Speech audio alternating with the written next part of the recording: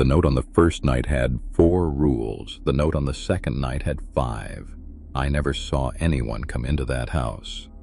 I never heard the paper move, but every single morning in the same handwriting, there was one more rule than there had been the day before. And the last one on the last morning was only 3 words long. It said, "Don't come downstairs." Welcome back. Tonight, 3 true stories from people who agreed to watch someone else's home while they were away. A quiet week, a little cash, a stranger's house going still and dark around you. What could be easier? Let's begin.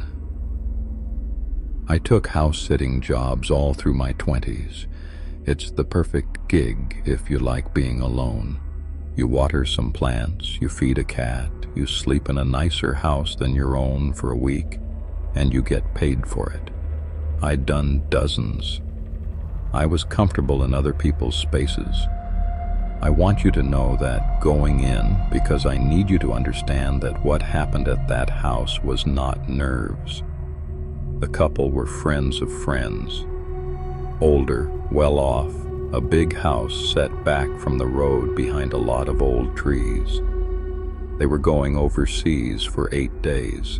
They seemed lovely, and they left me a note on the kitchen counter, a list of instructions, which is completely normal. Everyone leaves a list. Feed the cat twice a day. Here's the Wi-Fi. The recycling goes out Thursday. That kind of thing. Their list had 4 rules on it that first night. But 2 of them were strange. The normal ones were normal. Feed the cat, bring in the mail. But then there was a third. Keep the hallway light on all night. Do not turn it off, no matter what. And a fourth, if you hear knocking after midnight, it is not us. Do not answer it. I read that 4th one about 6 times. I actually laughed a little, the nervous kind of laugh. I figured it was a joke or an old couple superstition, or maybe there was a neighbor with dementia who wandered. I left the hallway light on, because why not? And I went to bed, and nothing happened. I slept fine. The next morning I went to make coffee, and the note was still on the counter where I'd left it. But it had 5 rules now. The 5th one was new. In the same handwriting as the rest, same pen, it said, Rule 5, don't look at the hallway when you use the bathroom at night. Keep your eyes down. I stood there holding that piece of paper, and I felt the whole house go quiet around me. Because I had been alone. The doors were locked. I'd checked them out of habit. No one had come in. No one had touched that note. And yet there was a 5th rule on it now, and it was giving me instructions about the middle of the night that had not been there the night before. I told myself I'd miscounted, that I'd read it too fast the first time. You know you don't believe a thing when you have to keep telling yourself it isn't true. That night I did use the bathroom around 2 in the morning, and when I stepped out into the hall with the light I wasn't allowed to turn off, every instinct in my body wanted to look down it, so I kept my eyes on the floor. I did what the note said, and as I walked the few steps back to the guest room, eyes down, I heard, from the far end of that lit hallway, the softest sound of someone shifting their weight. A floorboard easing. The sound a person makes when they've been standing very still for a long time, and they move just slightly to keep watching you. I did not look. I got into bed and I pulled the blanket up like a child, and I stared at the wall until it was light. 6 rules the next morning. Then 7. Each day, 1 more, always in that same hand, always waiting for me on the counter, always about the night to come. Don't use the mirror in the front room after dark. If the cat won't come inside, leave it out.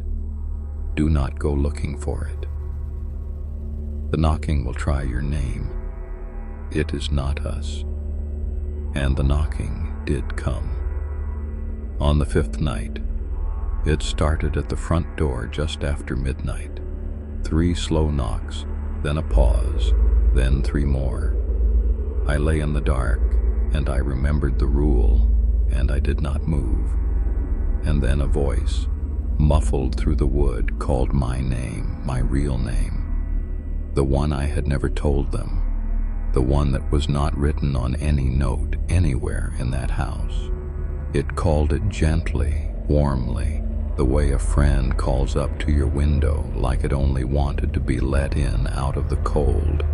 It knew my name, and the one and only thing that kept me in that bed, the one thing between me and the front door, was a rule that had written itself onto a piece of paper overnight in a locked and empty house. I could have left. People always ask me why I didn't just leave. And the honest answer is that the rules felt like protection. As long as I followed them, nothing touched me. Breaking the routine, going out into the dark of that house to leave, that felt more dangerous than staying and obeying. So I obeyed. For 8 days, I lived by a list that grew itself in the night. On the last morning, the morning they were due home, there was one final rule. Just 3 words, bigger than the others, pressed so hard into the paper it had almost torn through. Don't come downstairs. They were coming home that afternoon. I was upstairs, and that note was telling me to stay there.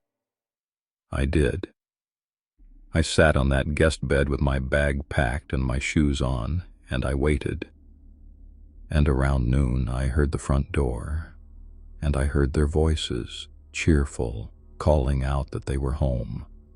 And only then did I come down. They asked me how the week had been. I told them it had been fine. I didn't know how to say any of it out loud. But as I was leaving, the woman walked me to my car, and she put her hand on my arm, and she said very quietly, "You kept the light on. Good girl. The last one we hired turned it off." And she smiled at me, and she went back inside, and she shut the door. I never asked what happened to the last one they hired.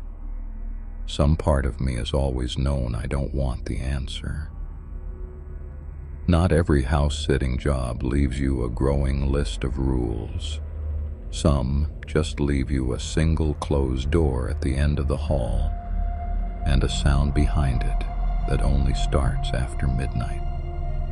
He was watching a house for a co-worker, a normal suburban place, nothing grand. The instructions were simple, and there was only one odd thing on the list. One bedroom at the end of the upstairs hall was to stay shut. "We keep that room closed," the note said. "Just leave it. Don't worry about it." He didn't think twice. Everyone's got a room they don't want a house sitter poking around in. An office, a mess, a nursery they're not ready to talk about. The first night he noticed the sound. He was lying in the guest room, and from down the hall, faint, there was a hum. Low, mechanical almost, but not quite. It had a kind of rise and fall to it, like breathing, or like a voice held on one long note. He figured it was the furnace, or a fish tank, or a white noise machine left running in that closed room. He put a pillow over his head and slept, but it only happened at night. In the daytime he stood outside that door, and there was nothing, no hum, no sound, and the door was cool to the touch, ordinary. Then, after midnight, every night, it would start. And when he put his hand flat against that closed door in the dark, the wood was warm, not warm like sunlight, warm like there was something on the other side giving off heat, warm like a room full of people, in a house where he was completely alone. The hum got a little louder each night. By the fourth night, he could almost make out a shape to it, almost like words, almost like more than one voice, layered the way a crowd sounds through a wall. He texted the couple about it carefully, just said the house made some funny noises at night. Was that normal? Haha. They took a long time to reply, and when they did, all they wrote back was that the house was old, and to please keep that one room shut, and that they'd talk about it when they got home. They never did talk about it when they got home. But when he mentioned on his way out the door that he'd heard the room at night, the wife's face did something complicated, and she said, very quietly, that they had bought the house cheap, that the room had come with it, and that as long as nobody ever opened that door, everybody stayed on their own side of it. He didn't ask what she meant by everybody. He'd lie there and listen and try to convince himself it was pipes. On the last night, he couldn't take it, and he stood in front of that warm, humming door with his hand on the knob, and he almost opened it. He told me he got the knob halfway turned, and the hum stopped, all at once. Complete silence.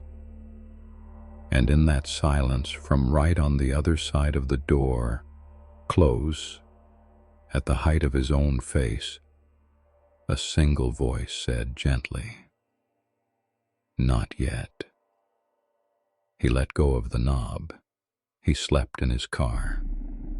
And when the couple got home, he handed back the key and quit his job, so he'd never have to explain why he wouldn't sit for them again.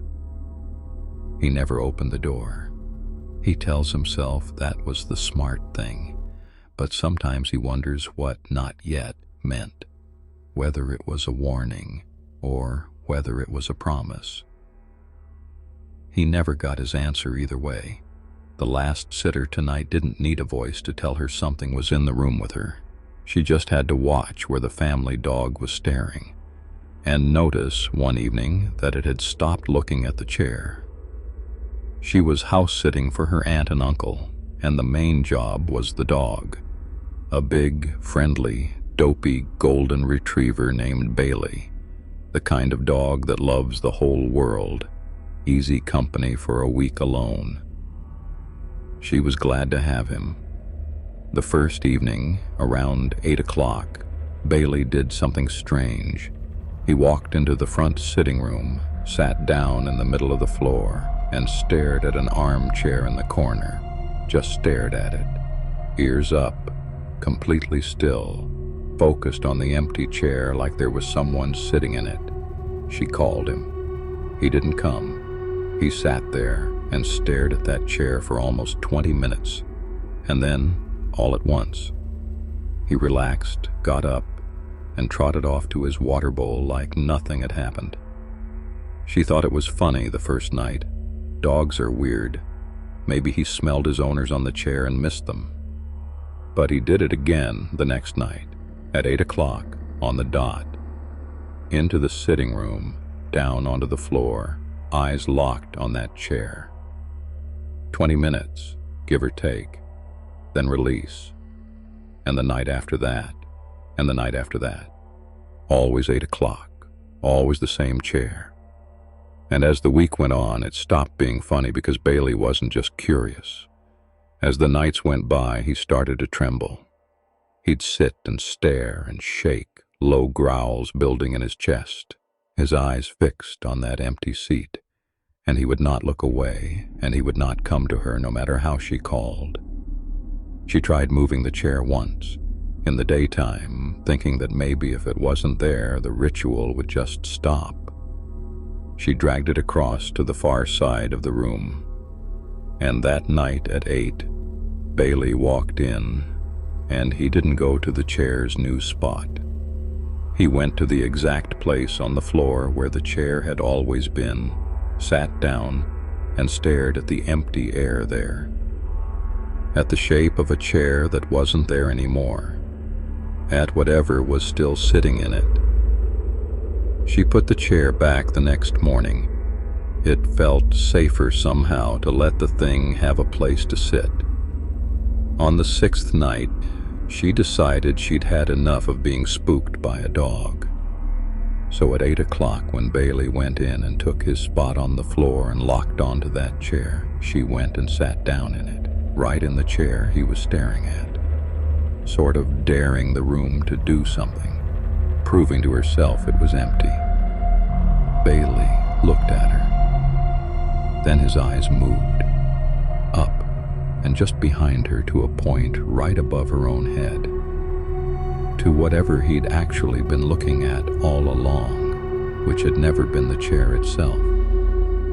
It had been the space just above it, the height of someone standing behind it. And Bailey started to scream. That awful high sound a dog makes maybe once in its life. He scrambled backward across the floor, still staring at the air over her head, and he bolted from the room.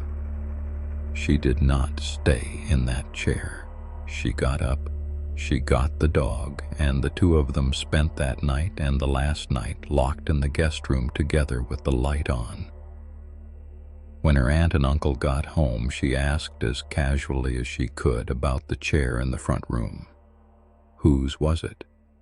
Her aunt got a little quiet and said it had been her mother's, that her mother had passed the year before in this house, and that chair was the one she'd always sat in every evening around 8 to watch the birds outside the window. She said it so warmly, like it was a comfort, and maybe for a person it would be. But she'll never forget that it wasn't a person who noticed first. It was the dog. Every night at 8, the dog knew.